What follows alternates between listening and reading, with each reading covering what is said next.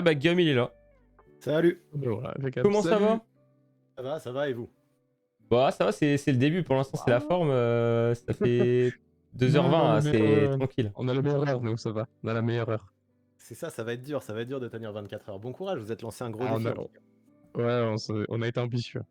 Bah, il Ouais. faut, Franchement, on a vraiment été ambitieux. bah, il faut, ouais, ça le fait, c'est cool. Ouais, mais j'ai un défi aussi, September, si on atteint un certain sub goal, faire un stream 24 heures, je vais vous regarder, je vais prendre de la graine pour. Ouais, mais nous on triche parce qu'on fait des tournantes. On fait les 3-8. Ah, On fait vous les vous relayez. 3-8. On fait les 3-8, ouais, on fait des Ah usines. ouais, on fait Vous les... vous relayez. Exactement, t'as l'équipe de nuit qui vient après, du coup, ils sont payés plus, tu vois. Ouais, c'est ça. C'est un délire après. Mais au Non, moins, c'est pas mal le soleil. C'est les 24 heures du Mans, quoi, c'est la même chose. ouais, c'est carrément. Ah ouais, c'est grave. Et puis il y a Bastos aussi qui est là du coup. Salut les Ouais. mecs. Quelle douce voix. Ça faisait longtemps, Bastos dans les space. Ouais, tu dates mec. Ah ouais, je de fou, ouais. On dirait deux ex qui se retrouvent là. Je te jure, hein. C'est un peu ça, ouais. Et puis il y a toujours. Non, c'est- Dis-nous, Maxime, dis-nous. ouais. Ah ouais, c'est bon, je pense qu'on est Ouais, complet. Hein. Ah, je pense qu'on a bon, pas nickel, impeccable. Bon, le tweet est parti. Et en C'est plus, bon. on va parler du coup des Sixers. Alors, je pense, si je me trompe, ouais, sur les 3 premières franchises, on a eu des profils variés, on a eu des tanks, des équipes play-in, play-off. Là, on va passer dans un autre registre, du coup, nos amis les Sixers, qui sont, a priori, pour l'instant, sur les 4 équipes qu'on a faites, l'équipe qui est censée être le mieux positionnée pour la saison prochaine au niveau de l'effectif, au niveau talent, au niveau timeline, c'est censé être une équipe qui va se battre pour le titre. Mais on va voir si tout le monde est de cet avis-là. Et puis, on va commencer direct avec le petit graphique habituel sur la saison dernière. Alors, je vais vous donner la parole tout de suite. Saison... on le voit avec l'évolution du classement. Beaucoup de rebondissements, des trades. Comment, Guillaume, toi, t'as vécu la saison de tes Sixers? Bah, ça a été une saison qui a été compliquée. Je pense qu'on a eu une première partie de saison où il a fallu gérer l'après Ben Simmons. Le fait, enfin l'après, à ce moment-là, il n'était pas encore parti. Mais il y avait des tensions qui faisaient que à ce moment-là, bah, l'avenir était flou. Il y avait beaucoup de rumeurs de trade, je pense, qui parasitaient l'équipe. En même temps, on avait un Joel Embiid qui semblait assez hors de forme sur le début de la saison, un Tyrese Maxey qui prenait encore de l'expérience. Et forcément, le tout début, c'était pas à la hauteur de ce qu'on pouvait attendre. Bon, pour moi, le premier tournant, ça a été le moment où Embiid a chopé le Covid. Mine de rien, c'est comme quoi ça peut être positif. Mais j'ai trouvé qu'il était revenu avec je sais pas, 7-8 kilos de moins. Je l'ai trouvé super fit, super affûté. Et là, on a eu une montée en puissance des Sixers qui peu à peu sont remontés dans le classement de l'Est et qui sont allés titiller la première place. D'ailleurs, il me semble qu'ils ont passé quelques jours, peut-être pas une semaine, mais quelques jours à la première place de la conférence Est. Et là, on a eu un Embiid en mode MVP qui de plus en plus était dans la discussion, alors qu'en tout début de saison, il n'y était pas. Et enfin, le trade de Ben Simmons qui a fait venir James Harden. Et malgré quelques bons premiers matchs de Harden, il a fallu quand même un temps d'adaptation. Et effectivement, c'est comme ça qu'on a les Sixers qui ont finalement baissé un petit peu dans les classements, qui ont arrêté de jouer la première place de l'Est. Mais pour moi, il y a vraiment ces 3 phases, hein. Le début de la saison, le Embiid post-Covid et l'arrivée d'Harden. Ouais, carrément. Et Bastos, toi, est-ce que, par exemple, sur le début de saison, tu étais inquiet avec la situation Simmons, ou alors est-ce que tu t'es dit que ça allait rouler pour les Sixers et que tranquille? Bah, le début de saison c'était un petit peu flou, il l'a un petit peu dit, tout était un peu brouillon, parce que Ben Simmons ne savait pas trop sa situation. Au-delà du fait qu'il voulait pas rejouer, je pense qu'il était pas prêt à rejouer. Et même mentalement, actuellement, je pense qu'il est toujours pas prêt à rejouer de toute façon. Mais c'était un peu brouillon, les rôles n'étaient pas très clairs. On avait cette Curry qui était quasi le meilleur joueur de l'équipe en fait, puisque Embiid était, enfin Embiid mauvais. Embiid mauvais, c'est Embiid à 22-23 points, mais Embiid était pas très bon. Tyrese Maxey, c'est là où il commence à être titulaire un peu par défaut, parce que Doc Rivers, il déteste lancer les jeunes. Donc il commence à être un peu titulaire par défaut, il arrive dans le 5 d'un coup. Le début de saison, c'était un petit peu brouillon. En plus, on a eu beaucoup de Covid, on a eu quelques blessures et tout, donc c'était pas hyper agréable. Mais après, ouais, rapidement, il y a eu le tournant. Je pense que le gros tournant, c'est les double T contre les Hornets, où Embiid, il fait son premier gros match de la saison après les Wolves. Là, il en met 40, 43, 44. À partir de là, il commence à rentrer dans une forme de foot. À Tobias Harris, qui faisait un début de saison horrible, qui commence à se relancer un petit peu. Maxey, bah, de toute façon, il a changé de rôle toute la saison. Toute la saison, on lui a changé, on l'a utilisé différemment. À chaque fois, il s'est adapté hyper bien. Mais le moment où il y a tout le monde qui est revenu à peu près en même temps, qu'au début de saison, il y avait une période un peu noire où ça jouait avec le banc partout, tout le monde avait le Covid. Mais ouais, à partir de mi-décembre, je pense, c'est là où ça a commencé à mieux aller. Tout le monde est revenu à un niveau OK. Et puis au final, à partir de là, de toute façon, à partir du moment où tu as Embiid à ce niveau-là, il n'y a pas grand-chose qui peut t'arriver. Et le niveau autour de ces lieutenants, ça a suivi. Donc, j'ai pas eu d'énormes inquiétudes le début de saison, c'était un petit peu dur. Il y a même des gens qui disaient qu'il fallait tanker à un moment. Moi, j'étais pas trop d'accord, évidemment. La Sixers C'est France, ils extrême disaient quand ça au même. début. Ouais, Oh, ouais, ouais. l'abus. Ouais, il y en a eu. Mais non, au final, rapidement, tu es rassuré. À partir du moment où Embiid revient bien, tout a commencé à aller tout a commencé à aller bien, on va dire. Ok, ok, c'est intéressant. Et même au niveau des ratings, ce qu'on voit, c'est que bon, ça s'est maintenu autour de 10. Forcément, la perte de Simmons, ça vous a fait baisser. L'année dernière, c'était deuxième defensive rating, là c'est 12. Mais ouais, en attaque, ça avait l'air d'aller plutôt ok. Après, c'est sûr que la saison régulière et les playoffs, du coup, c'est surtout là où Philly était attendu. Il y a eu un peu de positif au niveau de ces playoffs, mais quand même pas mal de négatifs. Au final, je pense que il y a une petite chute. Il y a problème technique ici. J'ai pas ma caméra habituelle, j'ai monté un truc, j'ai bricolé un truc rapide. Et T'inquiète. Il a pris une break de Ben Simmons. c'est ça, exactement. On va voir jusqu'à la prochaine chute. Ouais, t'inquiète pas, ça va aller. Allez, on va voir. Et du coup, je disais, ouais, au final, je pense que c'est une vraie déception, le résultat des playoffs, quoi. Vous l'avez vécu comme, comment dire, est-ce que une déception, ou est-ce que vous vous êtes dit, bah tant pis, c'était l'après Ben Simmons, ça pouvait que être comme ça? Pour moi, c'est oui et non une déception. Dans la mesure où, effectivement, c'est une déception. Les Sixers n'ont pas passé un deuxième tour depuis 2001. Ça commence à dater. Et c'est vrai que pour les fans des Sixers, c'est long cette période, hein, depuis les finales avec Iverson. Embiid n'a jamais passé un deuxième tour de sa vie, du coup. Et forcément, on a envie que ça aille plus loin. Et avec l'arrivée d'Arden, on a envie que ça aille plus loin. Mais maintenant, quand on voit aussi le bracket des playoffs, quand on voit la saison qu'a fait Miami, pour moi, ça aurait été un exploit de passer Miami au deuxième tour. Donc, franchement, une fois, la défaite, s'il y avait eu défaite face aux Raptors au premier tour, là, je pense que ça aurait été une vraie déception. Maintenant, je ne sais pas qui donnait réellement Philadelphie favori face à Miami au deuxième tour, mais à mon avis, il n'y avait pas grand monde. Et ça aurait été plutôt un exploit d'aller jusqu'en finale de conférence. Donc bien sûr, quand on regarde l'équipe sur le papier, c'est une déception. Maintenant, quand on regarde qui ils ont affronté et comment elle est construite, cette équipe, je me dis que cette équipe, elle a perdu là où elle devait perdre finalement. Moi, j'ai une petite question, si je peux la poser, Vas-y, pour les vas-y. fans des Sixers. Vous en avez pensé quoi, du coup, sans les playoffs, la saison de James Harden et son arrivée aux Sixers? Je vais laisser la parole, mais après, je donnerai mon Vas-y, avis. tu veux y aller ou j'y vais? Vas-y, vas-y, vas-y. Non, bah, de toute façon, Harden, pour moi, c'est pour ça que pour moi, le projet Six, enfin, tu sais, la phase finale du process, elle commence l'année prochaine, parce que Harden, on savait qu'il était pas à 100%, il traîne encore son truc aux ischio, et on l'a vu pas mal cette année en plus, genre. Ça, avant, en transition, Harden, c'est un des meilleurs du monde, il cavale direct, et là, tu voyais qu'il récupérait la balle, il temporisait, et c'est hyper frustrant de voir ça. Donc, je savais que tant qu'Harden n'était pas à 100%, on n'était pas vraiment contender, donc c'est pour ça que j'ai beaucoup d'attentes pour la saison prochaine d'ailleurs. Parce que l'année prochaine, sur le papier, tout le monde est à 100%, même si c'est un peu tout le temps pareil avec les Sixers, de toute façon, je vais pas revenir là-dessus. Mais sur le papier, tout le monde devrait être à 100%. Harden, il a l'air d'être revenu bien fit. Après, les vidéos d'intersaison où les joueurs NBA mettent des shoots, tous les ans, on voit Ben Simmons pull up du logo et mettre des step back 3 points. Au final, il rate des hooks à 1 mètre du panier, donc on commence à s'y faire. Mais quand même, on voit qu'il est quand même bien explosif, bien fit, et moi, j'avais surtout peur qu'il se traîne encore son truc aux ischio, qu'il l'ait pas soigné, et qu'il revienne un peu fat. A priori, les deux, c'est plus le cas, donc ça augmente encore plus ma hype pour l'année prochaine. Mais sinon, l'intégration de Harden, c'est une hyper bonne surprise. Parce que de base, moi, j'étais pas hyper fan du fit. Pourtant, je suis un grand fan de Harden, dans le sens où c'est une bonne partie de son jeu, c'est le pick and roll et le fait de faire briller des intérieurs. Or, Embiid s'est pas posé d'écran et il en a jamais posé de sa vie quasiment, et il ne sait pas jouer le pick and roll. Donc, j'étais pas hyper serein. Surtout que j'avais peur que ça freine un peu le développement de Maxey. Et au final, bah, c'est incroyable, surtout, c'est incroyable partout en fait, enfin, sur tous les points. Ils font un petit truc là, hein, ils ont un petit two-man games avec un peu de hand-off et de mi-distance qui est hyper sympa. Pour Maxey, je pense que c'est hyper bénéfique d'avoir Harden et d'apprendre à côté de lui. Et surtout, bah, quand Embiid sort, sur le papier, ça devrait nous permettre d'être moins dépendant de lui, en fait, parce que offensivement, tu as Harden qui fait briller n'importe quel pivot.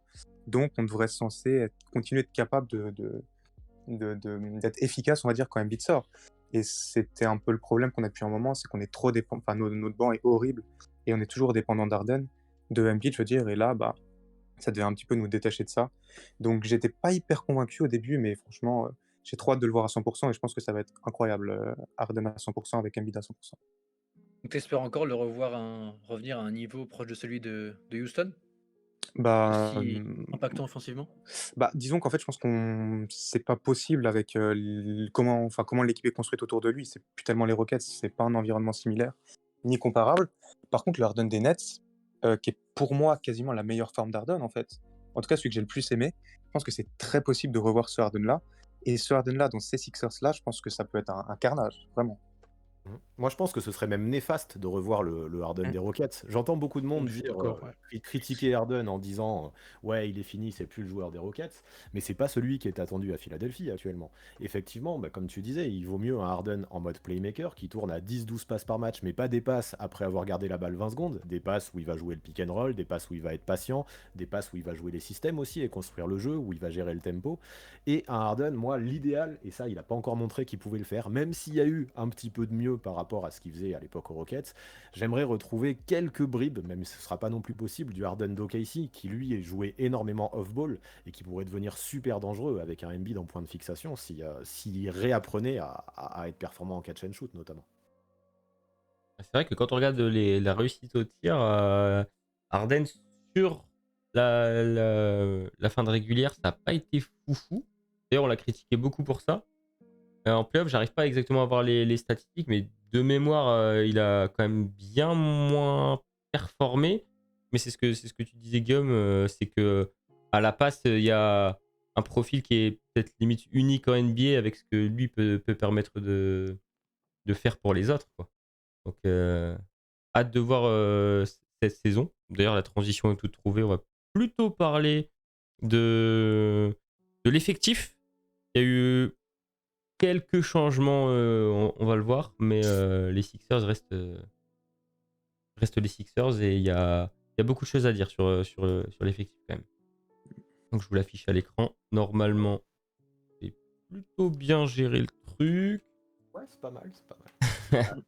C'est pas mal. J'ai l'impression qu'il manque personne. Hein. J'ai l'impression Je tenais à regarde souligner les quand même bons. pour la saison dernière, j'ai trouvé quand même que la perte de Seth Curry, même pour la suite du projet, fait extrêmement mal. Et ça n'a pas été remplacé. Et t'as pas de C'est profil comme ça, en fait. compensable. Je Alors, pense il que n'y c'est a pas de compensable à shooter comme moindre Seth mesure, Curry, la perte de Curry. effectivement. Oui, tu peux compenser par d'autres trucs. Mais si tu as besoin d'un profil comme ça, là, tu l'as pas, par contre, malheureusement. Ouais. Personnellement, je trouve pas ça dramatique. En fait, moi, j'avais une vraie crainte par rapport au recrutement des Sixers. Je le répète assez souvent, hein. Mais il y avait beaucoup de rumeurs sur Bradley Beal, sur Zach LaVine. Il y en a eu sur Donovan Mitchell aussi. Il y en a même eu sur KD à la fin. Bon, bien sûr, on crache pas sur un joueur comme KD.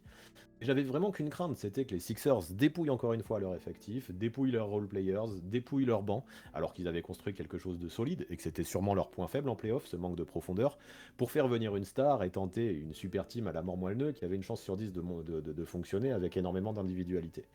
Là, je trouve qu'on a un recrutement qui a été assez intéressant avec. Enfin, moi, c'est ce que je disais même avant que ces joueurs-là arrivent, sans avoir donné de nom. Ce qui manquait, c'était des soldats, des mecs qui peuvent donner l'exemple, des mecs qui peuvent mettre leur trip sur le parquet, qui n'ont pas besoin de scorer beaucoup, même si forcément j'attends beaucoup de Anthony Melton en sortie de banc l'année prochaine, pour moi, en dynamiteur, qui pourrait potentiellement faire une breakout season.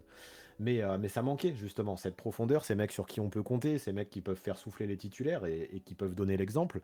Et voilà, je voulais surtout pas qu'ils partent dans un trade pour faire venir un Bradley Beal par exemple dans un sign and trade. Et là, je trouve que même si on n'a plus le shoot de Seth Curry, on a cette profondeur qui peut offrir différentes solutions à Doc Rivers. Encore faut-il qu'il arrive à les utiliser, ces solutions. Et au moins, on a différentes formes de jeu, différents problèmes à poser aux défenses, mais aussi différentes défenses à proposer aux attaques. Et je trouve ça, ouais, je suis bien content de cette profondeur qui est assez nouvelle chez ces Sixers. Alors moi, à titre personnel, il y a 2 trucs qui me dérangent surtout. La free agency dans sa globalité, elle est vraiment pas mal. Il y a 2 trucs qui me dérangent. Premièrement, c'est qu'on n'a pas réussi à trouver son sniper à Embiid. Il a besoin d'avoir son two-man game, avec son shooter, comme c'était le cas avec Redick et comme c'était le cas récemment avec Curry. J'aurais bien aimé qu'il l'ait encore, il l'a plus. Même s'il y a des shooters corrects, Daniel House, il avait bien fini la saison, mais c'est pas du tout un Curry et c'est pas du tout le même rendement. Donc ça remplace pas tellement, on va dire. Et le deuxième truc qui m'embête, franchement, la signature de House au minimum, c'est très très bien.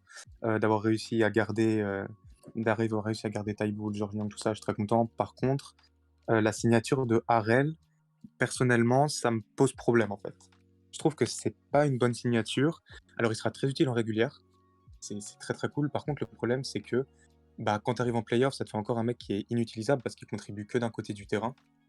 Et Doc, il s'adaptera pas. Et même s'il s'adaptait, ça a aucun sens de mettre bah, Paul Reed qui a pas joué de la saison, d'un coup de le lancer pour les playoffs. Donc, je sais pas, je pense que c'est. Bah, enfin, en playoff, les défenses, elles se resserrent. Tu peux pas avoir un trou noir dans ta défense, un mec que tu peux faire sortir, un mec que tu peux cibler, et surtout un mec qui protège le cercle, qui t'apporte bah, aucune protection du coup. Donc, je pense que ce sera comme l'année dernière, on sera encore dépendant d'Embiid. Et quand il va sortir, ça va encore être compliqué défensivement, alors que jusqu'à maintenant, bah, l'intersaison, elle était parfaite. Surtout que Paul Reed et Basset, je pense que ça aurait été le moment de les lancer, surtout Paul Reed, même si Basset, j'ai bien aimé sa mi-temps contre Jokic là, à Denver, où il rentre en deuxième et il le met dans sa poche. Il fait une mi-temps défensive incroyable. Et il avait été bon en G-League aussi, je crois, il tourne en 20-10, il avait fait des matchs en 30-15. Ça aurait valu le coup de le Bon, bah, c'est tester. vrai. Ouais, ça aurait valu le coup de le tester. Bah, au final, il aura pas une seconde. Là, il va retourner pourrir en G-League. Paul Reed, c'est un petit peu pareil. Je pense que il a déjà bien assez prouvé en G-League. Il a été MVP et Depoy.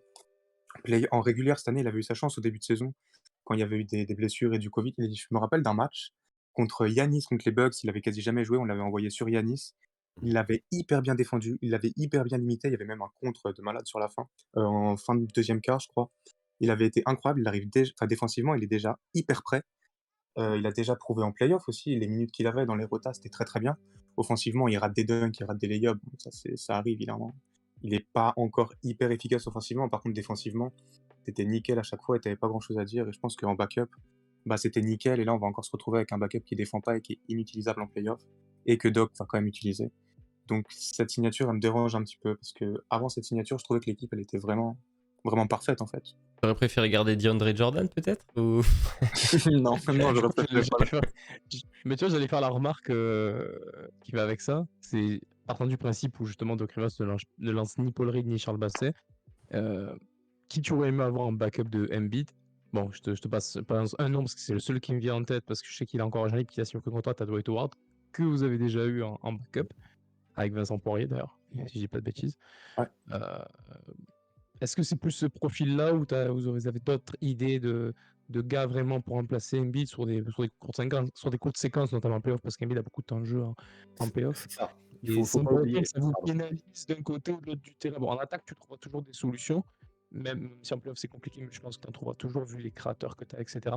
Mais en défense, bon, très arrêt, s'il joue à se faire cibler, ça va être très compliqué. Et ouais, moi j'aurais quelques limites. Faut pas oublier, effectivement, c'est ce que j'allais dire, qu'en playoff, Embiid, s'il est en bonne santé, il va jouer 40 minutes. Donc il y aura 8 minutes. Il y aura 8 minutes pour le petit temps de jeu, j'ai 10-12 minutes, hein. Moi je le voyais comme ça. En Ouais, playoff, hein. ouais, c'est ça. Ça va vraiment être un rôle qui va être peu utile. Maintenant, bien sûr, il faut quelqu'un pour jouer ces 10-12 minutes, hein, ou ces 8-10 minutes, peu importe. Et j'apporterai quelques limites sur Paul Reed. Effectivement, il a montré de bonnes choses en défense. Maintenant, moi, j'avais un souci avec Paul Reed en backup de Joel Embiid en fin de saison dernière. C'est sa grosse propension à prendre des fautes en très peu de temps. Et il était capable de faire 4 fautes en 3 minutes de temps de jeu. De temps en temps, ça me rendait fou. Ça offrait des lancers francs. Et autant je suis OK, le fait qu'il a du potentiel, qu'il a prouvé pas mal de choses en G-League, autant je suis pas sûr non plus que ce soit une vraie valeur sûre. Maintenant, avec Harrell, OK, Harrell en playoff, ça va être inutilisable, je suis assez d'accord. Mais ça, je sais qu'on attend aussi que Doc Rivers puisse s'adapter. L'année dernière, il a peut-être montré plus de choses positives de ce côté-là. Je trouve que parfois, on lui tire dessus parce que c'est gratuit et qu'on a l'habitude. Mais avec des assistants comme Jorger, avec des assistants, enfin, avec comme Tyronn Lue aussi, qui est pas Tyronn Lue, pardon, avec Sam Cassell qui est à côté de lui. Avec Sam Cassell qui est à côté de lui, il a du monde. Moi, je trouve que Doc Rivers, il a plus maintenant le rôle du coach charismatique, alors que ses assistants ont plus la responsabilité de l'aspect stratégique. Et je trouve que finalement, ce coaching staff qui est qui est réuni peut faire des choses intéressantes. Et moi, j'espère, peut-être que je suis trop positif ou trop optimiste, mais j'espère que justement, s'il y a besoin de défense, ce coaching staff saura faire rentrer Paul Reed, en espérant qu'il prenne pas trop de fautes justement et qu'il puisse mûrir de ce côté-là. Pour moi, c'est là où je l'attends au tournant, hein, sur les fautes au niveau du développement, Paul Reed. Et s'il y a besoin d'énergie, bien sûr, Paul Reed peut être un gros energizer, mais un Montrezl-Harrell offensivement, parce que c'est arrivé hein, l'année dernière qu'on ait des grosses phases avec la seconde unit où ça scorait pas. Et si tu mets un Harden et un Harrell qui jouent le pick and roll, ça peut apporter des solutions en plus. Et maintenant, il va falloir justement utiliser avec parcimonie les backups, peut-être pas tout le temps utiliser le même et avoir des rotations qui sont pas les mêmes à chaque match. C'est là-dessus aussi qu'on attend le coaching staff au tournant et aussi Doc Rivers. Mais moi, je suis pas mécontent de cette arrivée d'Harrell dans la mesure où ça apporte un profil différent. Je serais mécontent s'il était utilisé comme seul backup de Embiid. Maintenant, Bassi aussi, j'aimerais bien le voir jouer. Lui, par contre, malheureusement, je pense qu'il n'aura pas beaucoup de temps de jeu. Mais si Doc Rivers utilise en fonction des besoins Paul Reed et Montrezl-Harrell, ça peut faire des choses. Et pareil, c'est sûr qu'il n'y a pas de shooter attitré, mais d'Anthony Melton, il me semble que c'était 40-41% à 3 points il y a 2 ans, ça devait être 37-38% l'année dernière. En volume, c'est pas du 16 Curry, mais il peut en tirer 4 ou 5 par match, hein, il faudrait aller voir les statistiques. Et dans un vrai rôle en sortie de bande, et Anthony Melton, je pense qu'il peut aussi apporter du shoot avec cette seconde unit en 6e homme. Donc c'est pas du 16 Curry, c'est pas du André Drummond comme en début de saison, les backups qu'il y a à ce niveau-là, enfin 16 Curry qui était titulaire. Mais attention, il y a quand même un monde où ça fonctionne, je me dis. Ok. Mais de toute façon, si on prend l'effectif de l'année dernière, l'effectif de cette année, il y a eu quelques évolutions. Sur le papier, il est vraiment meilleur, non? Enfin, juste de visu comme ça me paraît quand même flagrant. Juste vite fait pour revenir sur Paul Reed, c'est quand même plus trop un jeune. Paul Reed, il va avoir 24 ans là. Je pense que tu t'améliores et tu progresses le plus en jouant des matchs. Et je doute pas que Jörger ou que Dan Burke ou que Cassel, ils pourront lui dire que Harrell, ça marche pas, faut changer des trucs. Le truc, c'est que il va encore passer une saison à très très peu jouer. Moi, j'aurais bien aimé le lancer cette saison. Et du coup, ça va toujours pas être le cas et ça me dérange un petit peu parce que ça repousse encore la saison, on va le lancer. Et là, il arrive à un âge où c'est plus un jeune, c'est plus un rookie, il faut lui donner des minutes et il les aura toujours pas. Et oui, Je sinon, suis mort. pour. Ouais. Non, j'allais dire, je suis mort d'apprendre qu'il a 24 ans. Pour moi, ça fait 100 000 ans qu'il est là, tu vois. C'est un truc de fou de se dire ça. Genre, le mec, il a que 24 Il a ans. été drafté un peu Ouais. vieux en plus, hein. Je crois qu'il doit Ah, avoir oui, 22, mais 22, je crois. j'aimerais vraiment qu'il est là, tu vois. C'est bizarre comme quoi, des fois, les Ouais. impressions. Ah ouais, non, mais ça fait un moment qu'il est là, il a passé une minute, ça m'embête un petit peu. Mais sinon, à part ça, Je oui, il est comprends. très bien. Harden, après, surtout qu'Harden, il joue beaucoup avec la seconde unit quand même, en général. Donc c'est quand même c'est un mec qui fait facilement scorer n'importe qui. Donc évidemment, il C'est fera ce plus qu'on dit dans facilement le chat, scorer. ouais. Dans le Ouais, chat, c'est c'est ça. beaucoup ce qui est ressorti. D'ailleurs, vous êtes 27 à nous suivre, vous êtes environ une trentaine depuis le début de ce marathon. Merci beaucoup, vous êtes des monstres. Ce qu'on dit le club, de Clag, LeBron James fan dans le chat. Quand tu mets Harden avec un mec comme ça, il peut faire scorer n'importe quel intérieur. Non, Donc, c'est on ça. nous dit, Harden peut tourner en 18-7. Oui, ça me fait penser à un gars qui s'appelle Kenneth Farid, je sais pas pourquoi. Je me demandais pas pourquoi, mais je pense à lui d'un coup. En défense, c'était pas un foudre, tu vois. Donc, en Ouais. saison, vraiment, ça peut faire le café, Ils franchement, sont plus que le côtoyés café même. à Houston, quand Harrell était à Houston, il était encore jeune, mais Harden était déjà là. Oui, mais il jouait pas beaucoup, la Montrez. C'était Ouais. pas le Montrez des Clippers. On n'était pas encore là. Oui, effectivement, t'as raison. J'avais oublié cet épisode. Mais bon, ouais, et déjà, il faisait tourner, il faisait scorer Clint Capella, Néné, tutti quanti, quoi. Carrément. Et sinon, je suis aussi bien emballé par Melton. Je suis d'accord sur Melton. Je suis quand même hyper content de la signature. Je trouve que c'est un move hyper sous-coté. Personne n'en parle. C'est très bien ça. C'est très, Ah très ouais, alors que c'est quand même un mec qui peut se créer ses propres tirs, qui peut scorer par lui-même, qui peut shooter, qui défend bien, qui fait beaucoup de hustle play et tout. Je pense que ça va être hyper bonifique pour nous, aussi bien en playoff qu'en régulière. Et Milton aussi en contract tir, je pense que on a bien fait de le garder. Il y a rien à perdre. Généralement, les mecs en contract tir, Les grosses saisons. ils prennent des saisons au-delà de leur qualité. Donc je pense que ça peut pas être mal non plus, ça peut pas faire de mal. Au pire, il est nul, il sera bench. Mais je pense que franchement, l'équipe dans l'état actuel, je trouve que ça fait longtemps qu'on n'a pas eu une aussi belle équipe. Je pense qu'elle est même meilleure que l'équipe de 2019. Et On en a moi, pas juste encore une parlé, chose mais il y a qu'on a. aussi. Ouais, j'allais dire, on n'a pas parlé Vas-y. PJ Tucker. Je sais pas si c'est là où tu voulais en venir. Ouais, bah vas-y. Je te fais la Ah passe. voilà, c'est simplement ça. On parle de tout ça, l'équipe s'est améliorée. Mais en plus de ça, il y a PJ Tucker qui va apporter du coup de la défense et du 3 pour faire stretcher un peu ce 5. Non, l'équipe est, comme vous le disiez, l'effectif est plus intéressant que celui de l'année dernière. Est-ce que le Factor X, c'est pas aussi Tobias Harris? On sait que l'année dernière, Tobias Harris, il était sur courant alternatif. et que quand Tobias Harris se mettait dedans, que ce soit à 3 ou même quand il s'est impliqué en défense, c'est vrai qu'en playoff, il y a eu quelques bons matchs de Tobias Harris en playoff. Ah ouais, défensivement. Il a un vrai rôle, hein, parce que lui, pareil, il est là depuis quelques années maintenant, il a son gros contrat. Je pense que il a un vrai gros rôle et il faut pas le sous-coter. Je pense que dans le 5, ils ont tous une grosse part de responsabilité, vraiment. Sachant qu'en plus, on sait que le banc des Sixers, généralement, et l'année dernière c'était le cas, c'est pas la folie. Il va falloir assurer tous les titus, hein. Ouais, je suis assez Surtout que d'accord si James concernant Tobias Harden, Harris. si James Tobias Harden Harris retrouve son niveau, Pardon, vas-y. excuse-moi, si James Harden retrouve son niveau offensivement, ça va créer des ouvertures et du coup Harris sera un petit peu plus délaissé par les défenses. Ça lui créera les espaces et continuera de mettre ça à 17-18 points par match. Ouais, puis moi je trouve, t'en as parlé tout à l'heure, mais la défense de Tobias Harris en playoff, je l'ai trouvée super intéressante. Et il y a encore 2 ans, Tobias Harris, c'était un défenseur médiocre. Et je trouve qu'il a fait de vrais progrès dont on parle très peu. Et j'ai trouvé, enfin, sur les missions dans lesquelles il était envoyé en playoff, il était vraiment utile et vraiment intéressant. Je dis pas non plus que c'est un lockdown, mais il s'est transformé un petit peu en homme à tout faire des Sixers, un peu en couteau suisse, qui peut mettre un 3 points de temps en temps en catch and shoot, qui peut créer, faire son petit reverse et balancer un mid-range, qui peut défendre aussi. Et moi, c'est vraiment dans ce rôle de couteau suisse que je le veux, plus qu'un scoreur qui marque 18, 20, 22 points. Je sais qu'il va toujours être critiqué s'il marque pas 20 points par match au vu de son contrat. Mais moi, s'il fait une saison à 15 points par match, qui prend des rebonds, qui défend fort et qu'il arrive à créer des solutions quand il y en a besoin, Tobias Harris fera une grosse saison. Ouais, Elle t'as est raison. jamais Nico, aussi bien J'appuie. que sur Siakam là en playoff. Mais ouais, moi je suis d'accord. Il peut un peu, genre, en fait, son rôle, je pense qu'il va évoluer avec l'arrivée d'Arden. Forcément, on a moins besoin de lui au scoring en fait. Mhm. Donc, ses moyennes, elles vont être impactées. Mais franchement, c'est un mec qui peut tout faire sur le terrain. Il peut mener, il peut défendre, il peut soulager au rebond. Enfin, je pense pas qu'il pouvait aussi bien défendre. Après, c'est un profil athlétique, donc on se doutait qu'il pourrait. Mais je l'avais jamais vu aussi bien défendre de ma vie. Donc, franchement, il peut tout faire sur un terrain. Franchement, c'est un peu comparable, même si c'est différent, à un Middleton, en un peu moins shooter, un peu plus slasher. Mais je trouve qu'en lieutenant troisième option, Tobias Harris, c'est un luxe incroyable d'avoir Tobias Harris en troisième option. Oui. Et ça peut être, ça peut être que bénéfique. Et je pense que sa saison, évidemment, c'est plus les mêmes attentes que quand lui signe son gros contrat. Mais dans son nouveau rôle, là, où il a l'air d'être pas mal en plus en playoff, je pense que ça Derrière peut tout ça, vraiment être mieux il y qu'avant. a encore, derrière tout ça, il y a encore Maxey qui a bien progressé la saison dernière Mm. et qui va sûrement encore progresser. Donc c'est vrai qu'offensivement, il y a 4 options sur lesquelles les Sixers peuvent proposer du coup, proposer pas mal de choses. Je pense que oui, effectivement, là, ça Il va être est compliqué pour différent la en plus, défense c'est ça qui est intéressant. Comment? Un profil différent en plus sur les 4. C'est ça Ouais, qui est carrément. intéressant C'est surtout. ça. Ouais. Même les 5, si tu comptes PJ Tucker qui prend spot up shooter dans les corners, etc. T'as quand même vraiment 5 profils assez différents, tu vois, pour attaquer, même pour défendre en vrai. Donc, non, franchement, Jouer avec la c'est balle, en plus. complet. Comment? Les 3 peuvent porter le ballon entre Harris, Harden et Maxey. Oui, tout à fait, oui. Créer leur tir, c'est pas mal d'options offensives. Yes. Bon, Même je sur le banc.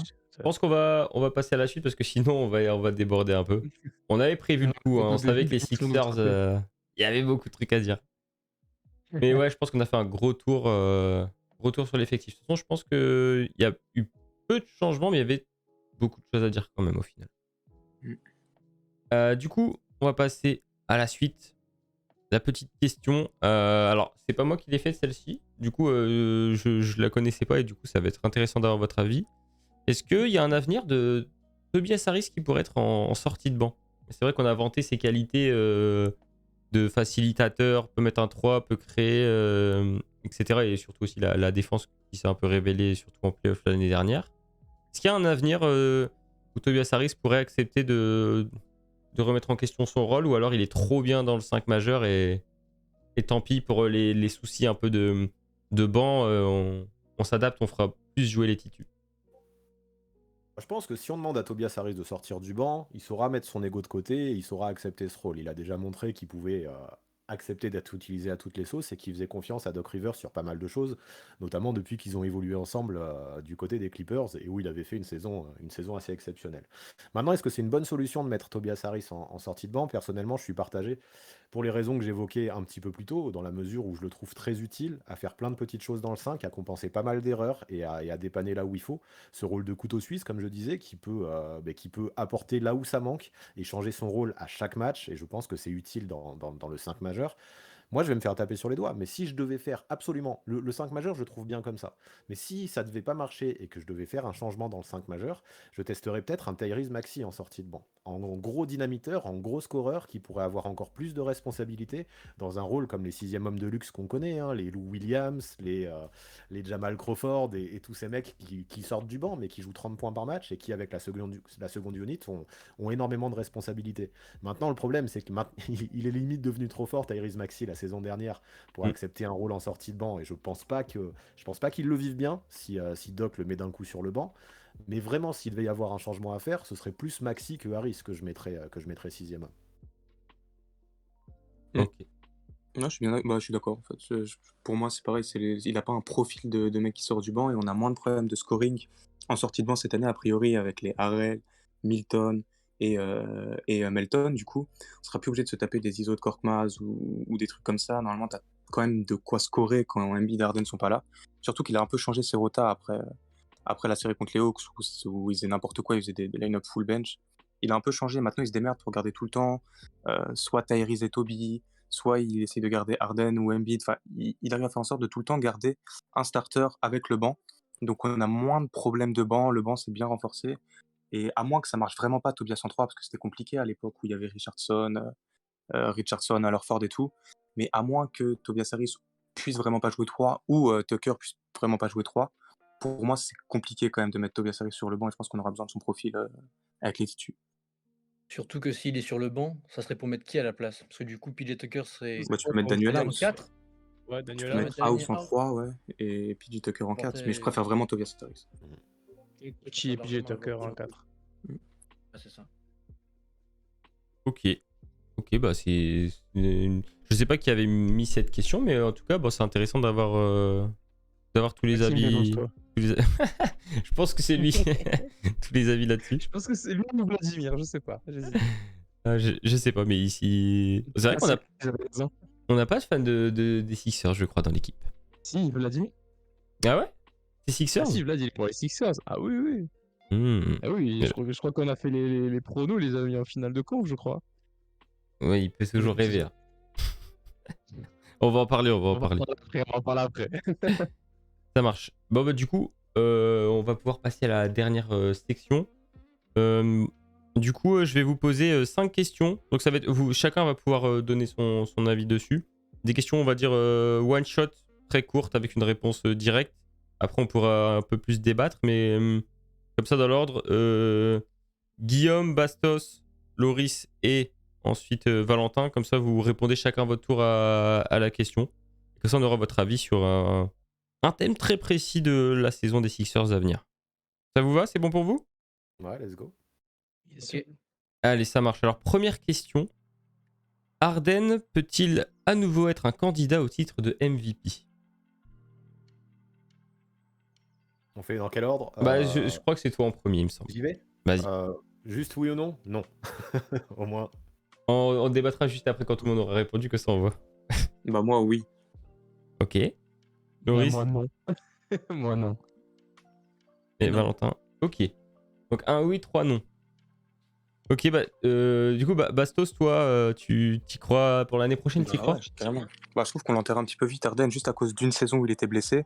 Parce que la saison dernière, il était blessé, il n'était pas du tout à 100%. Jusque-là, il est top 5 MVP tous les ans, à part la saison où il se blesse. La saison où avec les Nets, là, où il se blesse sur la fin. Donc au final, je crois qu'il n'est pas dans le top 5 MVP. Avant de se blesser, il est candidat MVP et il est plus que candidat. Je pense qu'il est favori pendant un long moment. Et je pense que s'il a encore une production similaire et un apport similaire, qui est selon moi largement possible en fait parce qu'il jouait déjà avec des superstars honnêtes comme ce sera le cas aux Sixers, il peut toujours être MVP et dans ce rôle-là il est hyper valuable pour un collectif et ouais je trouve que c'est vite l'enterrer pour une seule saison ratée à cause d'une blessure sur 7 ans de domination. Ok, les autres, ouais, vous êtes plus en mode, bon, c'est quand même l'âge qui joue, ou c'est le contexte, c'est l'équipe? Ouais, c'est plus le contexte. Moi, je l'enterre pas sur son niveau. Je suis convaincu qu'il peut faire une saison, tu vois, genre 22, 7-10, 22-8-10 la saison dernière, un truc comme ça. Tu vois, je pense qu'il peut vraiment à minima refaire une saison comme ça. C'est juste que quand tu as Embiid dans l'équipe qui, ça après c'est une autre discussion, peut-être MVP l'an dernier, tu vois, c'est compliqué juste hiérarchiquement. Je pense que c'est juste ça. Je pense que c'est que ça reste quand même la team d'Embiid et qu'il va falloir mettre une hiérarchie qu'on le veuille ou non, tu vois, je pense. Et c'est juste pour cette raison que il sera pas dans la course parce qu'il aura un autre rôle Hmm. par rapport à Embiid. Juste ça. Je pense que tu enlèves Embiid, oui, là, je te réponds oui. Je pense que c'est juste ça, c'est le contexte et le fait que tu as Embiid qui en met quasiment 31 la saison dernière et qui est un bis au classement du MVP, tu vois. Donc, c'est juste ça pour moi. Ouais, c'est ça. Alors, Moi, je me dis que pour être MVP, il faut qu'il tourne à 25-26 points par match. Ça peut, bien sûr, ça fera du bien, hein, Harden à 25-26 points par match, mais Bien est-ce sûr. que c'est ce dont les Sixers ont besoin? sûr. Je préfère un Embiid à 30-31 et un Harden à 21-22 en mode playmaker et un Embiid candidat MVP. Pourquoi pas une sélection All-NBA First Team, hein, pour Harden dans ce cas-là, et une grosse sélection All-Star. C'est Je pas pense qu'il peut moi faire une ça. grosse saison.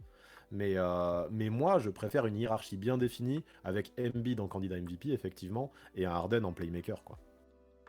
C'est exactement ça, ouais. S'il doit y avoir un MVP chez les Sixers, ce sera Joel Embiid, la star de l'équipe. Super. Bon, je suis convaincu. Du coup, question numéro 2. On va rester sur le cas Harden, du coup.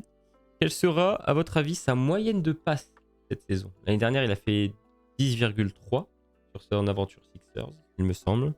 Quelle sera donc sa moyenne de passes sur une saison complète cette fois-ci? Allez, 11 pour moi. Ok, ok. Ouais, 11,5 pour moi.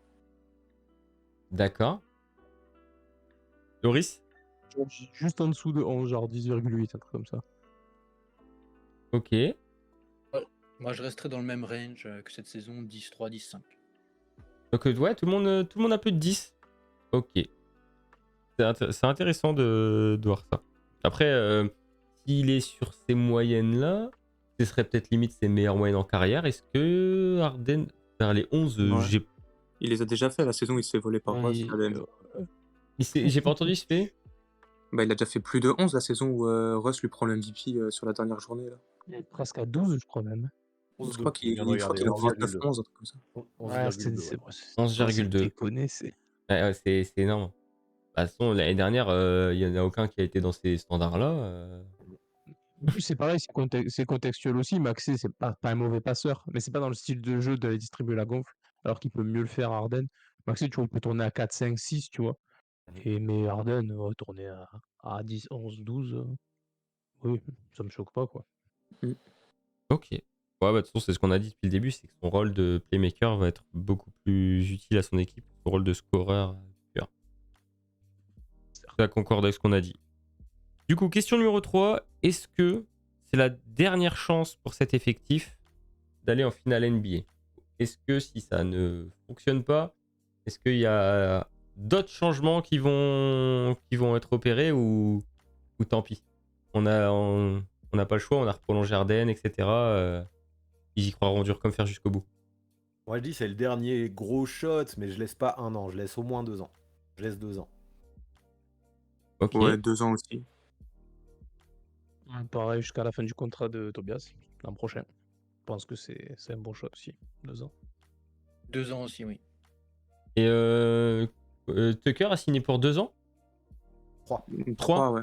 Ok, c'est ça. De plus un, Jusqu'à non, 40 pas ans, on va l'avoir. Non, il n'y a pas de 2+1, je crois. Les 3 sont C'est un garantis. 3 sec qu'il a pris. Waouh. Il me semble bien, ouais, jusqu'à 40 ans, PJ Tucker. Ouais, c'était possible. Ouais. Là, il le voulait vraiment. De retour. Après, il faut voir le contexte aussi. Si c'est Bien sûr, sûr. si Oui, bien on sûr. saute au deuxième tour, mais sur blessure encore, peut-être que. Ah ouais, Peut-être j'espère que pour ça vous va qu'il n'y aura finir. pas de blessure d'Embiid ou quoi que ce soit. Ah, on espère. Parce que les Ouais, 4 dernières franchement. années, là, à chaque fois, il se passe un truc. Juste être tranquille, quoi, pour voir ce que l'équipe elle vaut au complet. Ce serait bien une fois. Ça. Ou sans un shoot au buzzer en Game 7 qui rebondit 18 fois sur le cercle. Ouais, Ce genre de putain, par conneries. exemple. Parle pas de malheur, ils vont faire des cauchemars ce soir. Non, mais t'es mieux placé que moi pour en parler, vu que tu as sorti un film d'1h30 sur la question, tu vois. Donc, C'est vrai, c'est vrai, c'est vrai. je pense que t'es mieux placé pour en parler, mais tu vois, ça se tient pas à grand chose. Hein. Tu vois, une finale Ouais. de conf, elle Moi, ça tient reste pas un grand très chose. bon souvenir pour moi quand même. Ah ouais, bah pour toi, oui. Ah oui, Alors, en effet, oui. on va enchaîner du coup, question 4. Qui va faire la saison la plus surprenante entre Melton, Thybulle ou Harrell? D'Anthony Melton, moi, comme je le dis depuis le début, hein, c'est mon petit chouchou, c'est ma grosse cote de cette année. Pour moi, le mouvement le plus sous-coté des Sixers, c'est Melton. Il a montré d'excellentes choses avec les Grizzlies, un peu dans l'ombre où personne parlait de lui. Là, avec les Sixers, il va être un peu plus mis en avant et il va avoir un rôle qui est fait pour lui, je pense. Avec un Doc Rivers, je trouve, qui a toujours réussi à mettre en valeur pas mal les role-players polyvalents comme peut l'être d'Anthony Melton des deux côtés du terrain. Ouais, je compte sur lui. Bon, j'ai été long, il fallait répondre en un mot. Non, ça va. C'est rapide. Dans la liste, Melton. Dans ceux qui sont pas dans la liste, Korkmaz. Korkmaz, ok, ouais. Sur la Ouais. continuité d'un Non, pas du tout. Je pense juste que l'année dernière, il était pas bien super-héros. utilisé. Il était utilisé en meneur, en playmaker. Il portait la balle, c'est pas du tout ce qu'il doit faire. Il doit pas poser un dribble. Je pense que l'année prochaine, on n'aura plus ces besoins-là, surtout avec l'arrivée de Melton.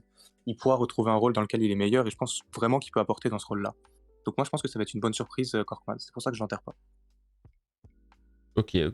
Ça, c'est vraiment un avis de fan parce que Korkmaz, moi, je l'avais pas Ah, du tout à ces standards-là quand même. Ouais, il en a pris plein la gueule, mais c'était mérité. Hein. Ouais, c'est vrai que c'était compliqué. Ah, par contre, les Bulls. Ouais. Loris, du coup, tu as. Que c'est un profil qui me fait kiffer, tu vois. Gros défenseur, Non, mais. assez Excuse-moi. Je crois que tu t'es endormi dans la question. Je Quoi disais, c'est qui, selon toi, va faire la saison la plus surprenante, la plus surprenante entre Melton, Tybalt. Tybalt et Harrell? Eh ben, je dis quoi? On n'a pas entendu. Alors. Ah, j'ai dit Tybalt. Ah, ok. C'est ce que j'ai On dit. n'a pas entendu, Ah, bah, il y a excuse-moi. eu un bug. Non, bah, désolé. On a dû avoir un bug, j'en sais rien. Non, j'ai dit Tybalt. Ouais. Moi, c'est un joueur que j'aime bien, c'est un profil que j'aime bien. Surtout pour les qualités défensives. J'attends de voir jusqu'où il peut aller, parce que pour moi, c'est un des meilleurs en défense. Maintenant, c'est l'autre côté du terrain. Je pense qu'il peut surprendre. Il suffit qu'il ait juste un peu plus de régularité dans le shoot pour devenir vraiment un 2 un mec que tu peux envoyer en mission un peu sur n'importe qui, tu vois, en face. Typiquement, le genre de profil qui fait du bien dans n'importe quelle équipe. À partir du moment où, évidemment, faut pas que ça devienne un trou noir en attaque, tu vois. On disait sur la preview des Cavs pour Okoro. Mais moi j'aime bien et je pense qu'il va surprendre. Ok. Très bien. Et moi, je dirais Melton, du coup. Et pour ce qui est de Tibul, faudrait vraiment qu'il commence à développer un shoot. Parce que ça freine, je pense, nettement sa progression et même son évolution NBA. Parce qu'avec un simple shoot, je pense qu'il aurait une place bien plus importante au sein de l'effectif des Sixers. Il serait surtout plus utilisé.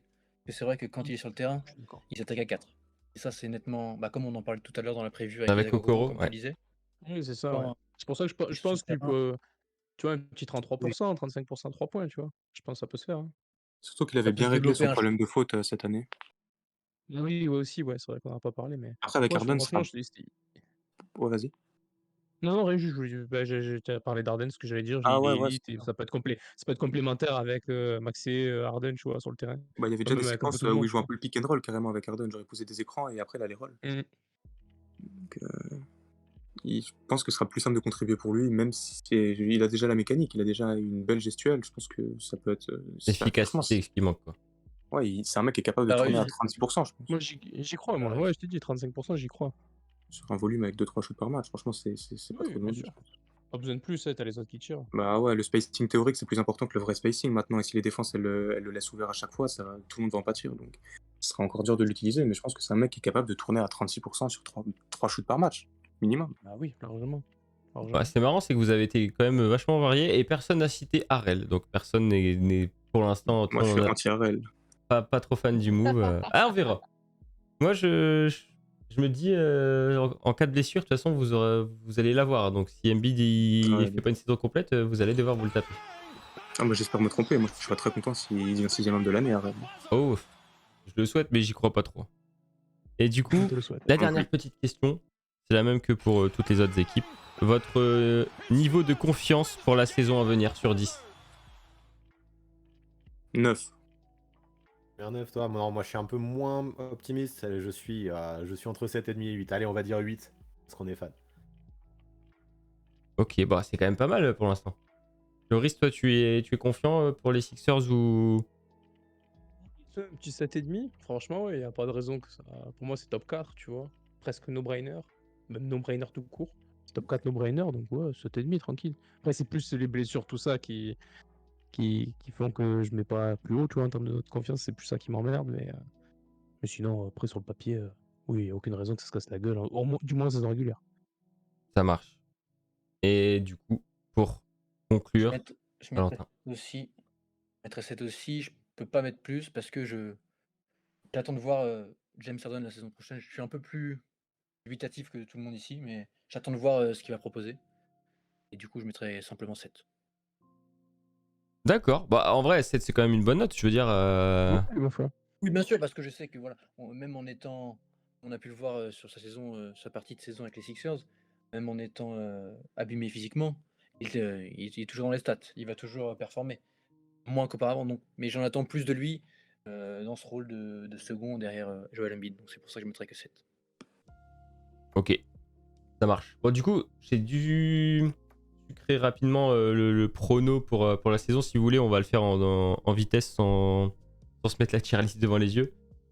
Pour vous, est-ce que les Sixers, je vais vous demander chacun votre tour, sont plus des contenders sérieux ou est-ce que là, il y a un statut de favori plutôt qui se dégage après ce que vous avez vu? Pour moi, ça reste contender sérieux plus que favori. Il va falloir prouver que l'équipe peut être meilleure que Milwaukee et Boston. Et pour l'instant, c'est pas encore fait. Pour l'instant, les favoris, à mon avis, à l'Est, ils sont là. Mais les Sixers arrivent juste derrière. Ok. Pour moi, c'est contender, mais je suis peut-être pas hyper objectif. C'est favori, direct favori, mais je suis peut-être pas hyper objectif.